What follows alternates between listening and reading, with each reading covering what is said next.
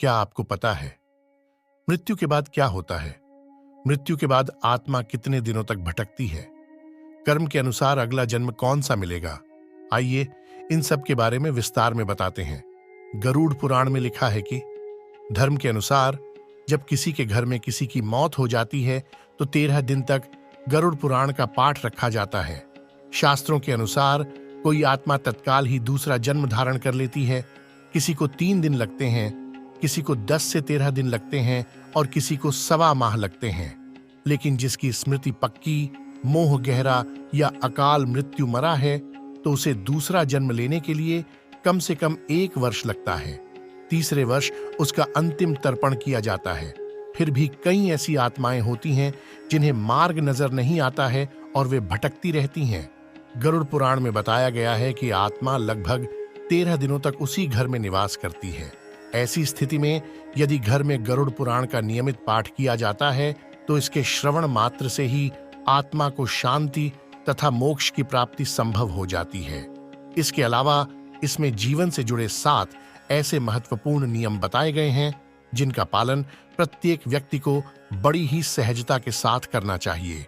गरुड़ पुराण में लिखा है, एक बार गरुड़ ने भगवान विष्णु से प्राणियों की मृत्यु, यमलोक यात्रा, नरक योनियों तथा सद्गति के बारे में अनेक गूढ़ और रहस्य युक्त प्रश्न पूछे। उन्हीं प्रश्नों का भगवान विष्णु ने विस्तार उत्तर दिया। ये प्रश्न और उत्तर की श्रृंखला ही गरुड़ पुराण है। गरुड़ पुराण में स्वर्ग नरक, पाप पुण्य के अलावा भी बहुत कुछ है। उसमें ज्ञान, विज्ञान, नीति, नियम और धर्म की बातें हैं। गरुड़ पुराण में एक ओर जहां मौत का रहस्य है तो दूसरी ओर जीवन का रहस्य छिपा हुआ है। इससे हमें कई तरह की शिक्षाएं मिलती हैं। गरुड़ पुराण में मृत्यु के पहले और बाद की स्थिति के बारे में बताया गया है। यह पुराण भगवान विष्णु की भक्ति और उनके ज्ञान पर आधारित है। प्रत्येक व्यक्ति को यह पुराण पढ़ना चाहिए। गरुड़ पुराण हिंदू धर्म के प्रसिद्ध धार्मिक ग्रंथों में से एक है। 18 पुराणों में से इसे एक माना जाता है।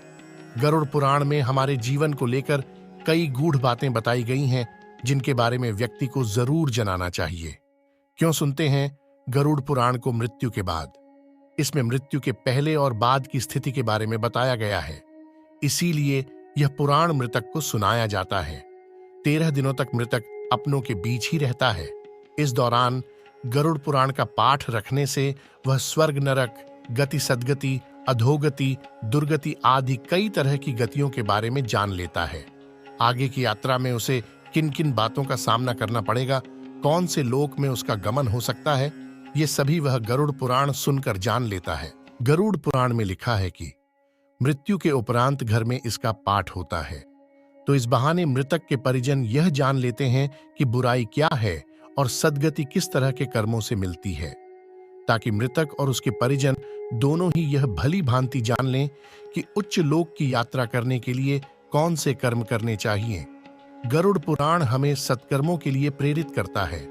सत्कर्म और सुमति से ही सद्गति और मुक्ति मिलती है। गरुड़ पुराण में व्यक्ति के कर्मों के आधार पर दंड स्वरूप मिलने वाले विभिन्न नरकों के बारे में बताया गया है।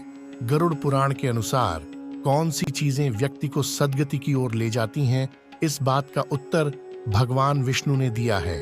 इसमें हमारे जीवन को लेकर कई गूढ़ बातें बताई गई हैं।